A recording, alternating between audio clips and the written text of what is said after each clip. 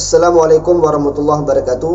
Teman-teman Al-Falaki Channel, dalam video kali ini saya ingin menanggapi salah satu komentar dari orang Wahabi, yang mana dia berkomentar di salah satu video saya yang mengkoreksi tentang kesalahannya Ustadz Khalid Basalamah dalam membaca hadis.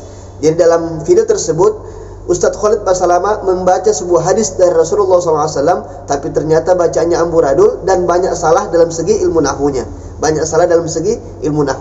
Dan ini saya koreksi dan saya luruskan. Namun ada salah satu komentar dari orang Wahabi yang ingin membela Ustadz Khalid Basalamah.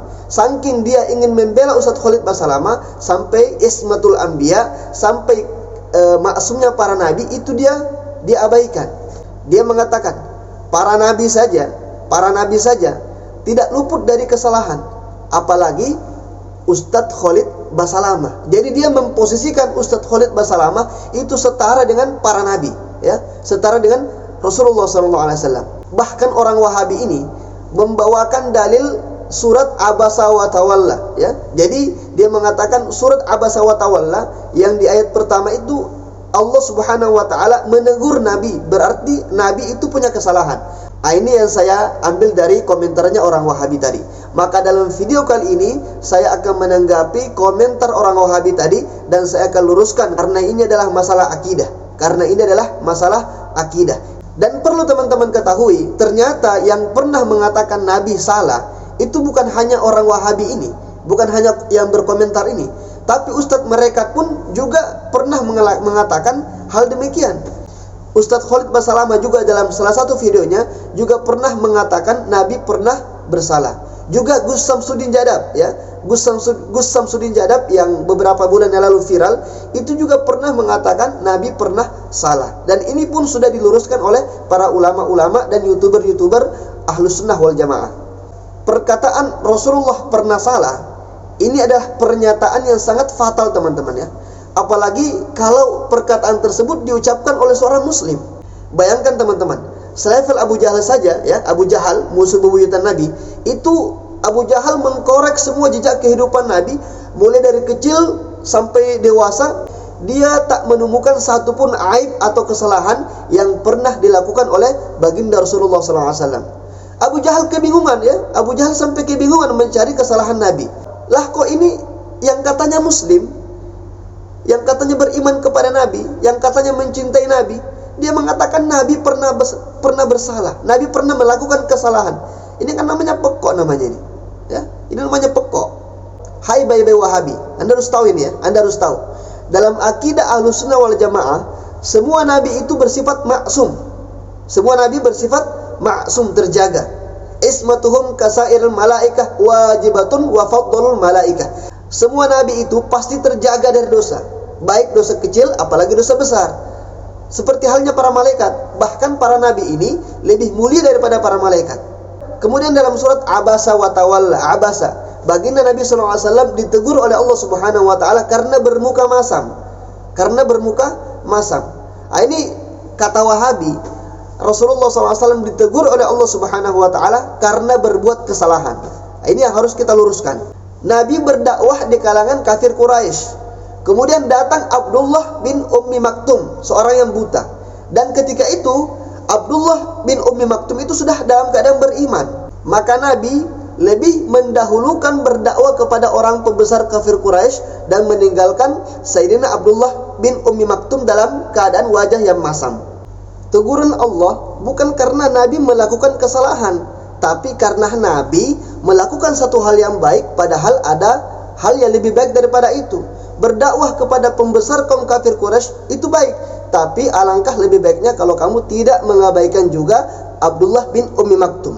Jadi ingat, teguran Allah kepada Rasulullah SAW dalam surat Abasa itu bukan karena Nabi melakukan kesalahan, tapi karena Rasulullah SAW melakukan hal yang baik, akan tetapi meninggalkan hal yang lebih baik. Kemudian di surat Ad-Duha, Allah Subhanahu wa taala berfirman, "Wa wajadaka dhallan fahada." Engkau tersesat wahai Muhammad, kemudian diberi petunjuk. Ayat ini juga sering digunakan oleh orang-orang Wahabi untuk mengatakan Rasulullah pernah bersalah. Ini juga perlu kita luruskan. Apakah Nabi itu tersesat kepahamannya atau tersesat akidahnya atau perilakunya. Bukan, teman-teman ya. Ayat ini bercerita saat Nabi masih kecil. Beliau pernah tersesat di sebuah lembah di Mekah, kemudian fahada, lalu Allah Subhanahu wa taala memberikan petunjuk sehingga Nabi sallallahu alaihi wasallam tidak tersesat lagi di jalannya. Jadi bukan tersesat pemahaman atau akidah, bukan, tapi tersesat di suatu lembah di Mekah waktu beliau masih kecil. Ini sudah dibahas oleh ulama-ulama ahli tafsir ya, ulama-ulama ahli tafsir. Cuman orang-orang Wahabi ini, mereka ya namanya Wahabi ya, mereka tuh hanya bermodalkan Al-Quran terjemah, kemudian mereka menafsirkan sendiri, akhirnya mereka yang tersesat jadinya. Akhirnya mereka ya pemahamannya seperti itu. Bukan hanya menyalahkan orang-orang di luar kelompok mereka, bahkan Nabi pun dikatakan salah oleh mereka. Ini karena dampak tidak mau ikut ulama-ulama yang ahli dalam menafsirkan Al-Quran dan hadis. Kemudian ada satu riwayat yang mengatakan Nabi pernah kencing berdiri, padahal sebelum-sebelumnya itu Nabi selalu jongkok kalau kencing. Nah, mungkin di pandangan sebagian orang, apalagi orang Wahabi, ini adalah kesalahan. Tapi tidak, ini bukan kesalahan. Para ulama telah menjelaskan maksud daripada hadis ini. Ada beberapa pendapat. Di antara pendapat yang masyhur, yang paling diunggulkan itu adalah Rasulullah SAW kencing berdiri bukan karena beliau melakukan kesalahan, tapi libayanil jawaz, untuk menjelaskan kepada umat bahwasanya kencing duduk itu tidak wajib. Tidak wajib, tapi hanya sunnah, dan boleh kencing berdiri, atau tidak sampai tingkatan haram, hanya makruh saja. Jadi bukan Nabi kencing berdiri terus kita memvonis Nabi pernah berbuat salah. Nah, bukan. Ini adalah libayanil jawaz, untuk menunjukkan kepada umat, menjelaskan kepada umat bahwasanya kencing duduk itu, kencing jongkok itu tidak wajib. Nah, ini yang harus kita pahami. Kalau mau penjelasan lebih lanjut, bisa Anda pelajari ilmu usul fikih. Di situ sudah jelaskan semuanya. Kemudian Nabi pernah mengimami sholat zuhur, cuman 2 rakaat. Sahabat yang bernama Zulyadain bertanya, "Ya Rasulullah, apakah engkau lupa atau memang engkau mengqashar sholat?"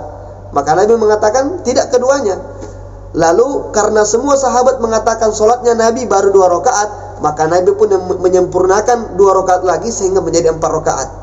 Nabi yang tidak pernah lupa saja itu dibikin lupa oleh Allah Subhanahu wa taala. Agar apa? Agar umat itu tahu bagaimana caranya ketika imam sholat itu lupa tentang bilangan jumlah rakaat sholatnya. Maka sungguh kurang ajar lisan orang yang mengatakan Nabi pernah berbuat salah. Maka saya tantang orang Wahabi untuk menyebutkan satu saja kesalahan Nabi SAW yang semua ulama sepakat bahwasanya itu adalah kesalahan, baik yang tercatat dalam Al-Quran, hadis, ataupun catatan-catatan sejarah manapun.